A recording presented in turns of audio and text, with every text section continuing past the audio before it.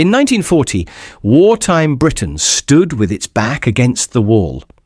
British aircraft manufacturers, overwhelmed with orders, were forced to look overseas for additional production capacity.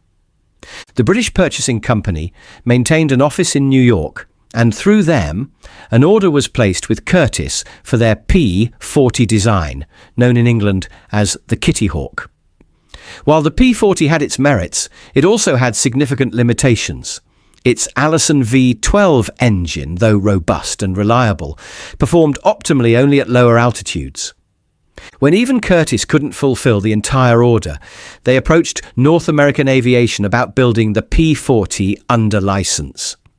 North American's president had other ideas, rather than simply copying the P-40. He proposed to the British Purchasing Company an entirely new aircraft design, still using the Allison V12 engine. The prototype arrived here at Duxford's Air Fighting Development Unit, and it immediately showed remarkable potential. The aircraft featured a revolutionary low-drag fuselage and an innovative laminar flow wing design. However, it still carried the Allison V12, which meant above 14,000 feet. It would likely be outmatched by German fighters like the Messerschmitt 109G and the formidable Focke-Wulf 190. Then someone at the Air Fighting Development Unit had a brilliant idea: fit it with a Rolls-Royce Merlin. At the time, Rolls-Royce was developing a two-speed, two-stage intercooled V12 engine destined for the Spitfire, Mk8 and Mk9. The swap was made, the Merlin replaced the Allison on the prototype, and the P-51 Mustang was born. The Mustang proved to be a formidable fighter, sturdy, exceptionally fast, and deadly effective against enemy ground targets like military trains and infrastructure. With the Rolls-Royce Merlin engine, the P-51 became a superlative aircraft capable of combat operations at 35,000 feet, far beyond what the Allison could have achieved. The design goal was ambitious: a fighter that could reach 400 miles per hour in level flight and make the round trip to Berlin on internal fuel alone. To achieve this range, the Mustang carried fuel in the wings, external drop tanks beneath the fuselage, and an auxiliary tank behind the pilot's seat. According to wartime rumour, this tank was removed from one Mustang to install a jump seat, allowing General Eisenhower himself to survey the Normandy beaches. While risky to put the supreme Allied commander in a combat aircraft, the Mustang's speed, range and combat capability made him relatively safe. The Mustang's low-drag fuselage was crucial to its performance. Engineers discovered that flush riveting alone could increase top speed by 10 to 15 knots. In a fighter, every bit of reduced drag matters. The radiator design was particularly ingenious, creating what's known as the Meredith effect, named after British scientist Frederick Meredith. In simplified terms, air enters the intake, is heated by the radiator, and an adjustable flap controls the exit flow, actually generating a small amount of thrust. The laminar flow wing represented another breakthrough. On a traditional wing like the Spitfires, the widest point sits about 1/3 of the way back. On the Mustang's laminar flow wing, it's positioned 2/3 back. This delays airflow disruption, reducing drag. With essentially the same engine, albeit license-built by Packard in the United States, the Mustang was a good 20 knots faster than the Spitfire in straight and level flight. As one pilot recalled, "I only had one objection to the Mustang, and not being exactly tall myself, I assumed all American pilots must be giants. I sat on a yellow cushion with another behind me, but it was an absolute delight to fly. It trimmed beautifully, manoeuvred beautifully. I almost looked upon it as the American Spitfire." The American 8th Air Force believed their B-17 flying fortresses, bristling with 13.50 caliber machine guns and crewed by 10 brave men, could defend themselves during daylight bombing raids. Tragically, this proved wrong, at the cost of approximately 30,000 young American lives. Initially, bomber formations based throughout East Anglia were escorted by P-47 Thunderbolts, fantastic aircraft, heavily built, devastatingly fast in a dive, and armed with 8.50 caliber guns. But when they reached the limits of their fuel range, pilots could only watch helplessly as swarms of Luftwaffe 109s and Focke-Wulfs gathered to attack the bombers they were forced to abandon. Everything changed with the arrival of the P-51 and its drop tanks. When Mustangs began replacing P-47s, many pilots were initially skeptical. They loved their big, powerful Thunderbolts.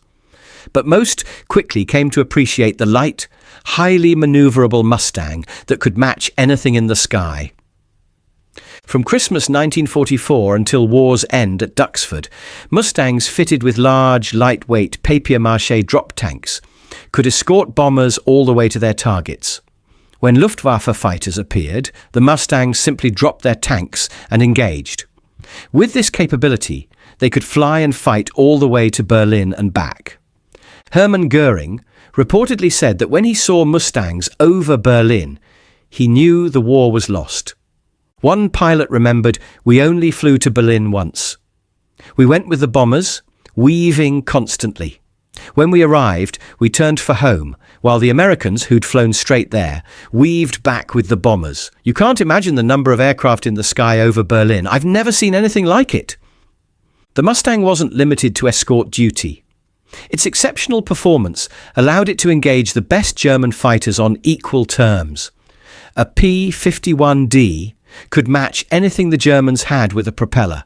The Messerschmitt 109G, G6, G10, G16 and the final K model, plus the Focke-Wulf 190A. The Mustang packed considerable firepower. 6.50 caliber machine guns, 3 per wing. A .50 caliber round is substantially larger than the British .303 rounds in the Spitfire. Flying low and fast on return journeys from escort missions, Mustangs hunted targets of opportunity. German staff cars, trains, trucks, canal boats. Nothing was safe when Mustangs roared back to East Anglia from occupied France. Late in the war, the Luftwaffe deployed the Messerschmitt 262 swept-wing jet, a design far ahead of anything the Allies possessed. However, during takeoff and landing, these jets were extremely vulnerable, and Mustangs caught several in exactly those circumstances. As another pilot noted, what it had was terrific dive and zoom capability. You could go straight up, roll through a full 360 degrees, roll off, and still fly away. With the Spitfire, no matter how fast you dove or how hard you pushed the throttle, you'd fall out rather than fly out. You'd lost your airspeed. With a Mustang, no problem at all. You kept going up at tremendous speed. In American service, the aircraft was designated P-51B, C, or D. The RAF used Mustang Mark I, Mark II, Mark III designations and so on. In many cases, Mustangs replaced British fighters purely due to their superior range. Some pilots preferred other aircraft, noting the Mustang didn't quite match the Spitfire's rate of climb or manoeuvrability. However, it offered significantly greater range and comfort. The cockpit provided considerably more space than a Spitfire, particularly the P-51D, with its large bubble canopy. For a fighter pilot, visibility can mean the difference between life and death. One former Luftwaffe pilot who flew captured Allied aircraft observed, "First of all, it was a larger airplane, very comfortable inside with excellent visibility, not as manoeuvrable as the Spitfire, but more luxurious. I flew the P-51, P-47, P-38 and Spitfire, so I have good knowledge of these aircraft." Besides flight performance, the P-51 was excellent because it had very comfortable cockpits for long missions. You can't put a pilot in a cockpit like we had in the Mi-109 and have them fly 4 hours. He gets out as a stiff man. These were very comfortable machines. The Mustang behind me represents an aircraft from the 355th Fighter Group, based just down the road at Steeple Morden. Here at Duxford, the 78th Fighter Group flew Mustangs from Christmas 1944 until the war ended in 1945. This magnificent machine isn't the only Mustang at Imperial War Museum, Duxford. In the American Air Museum, a memorial building opened by Her Majesty the Queen and dedicated to the 30,000 United States airmen lost flying from British bases between 1941 and 1945, we display another P-51, painted to represent the aircraft of pilot Huey Lamb, who honoured us with his presence when it was unveiled. Lamb recalled, "We flew straight back, and I remember vividly being joined by another Mustang, a stranger because we were all mixed up, with this big American smoking a cigar. We weren't allowed to smoke in our aircraft, and I didn't appreciate this fellow insisting on flying close to me. I thought, if he wants to blow himself up, I hope he doesn't get too close to me." The Mustang's story didn't end in 1945.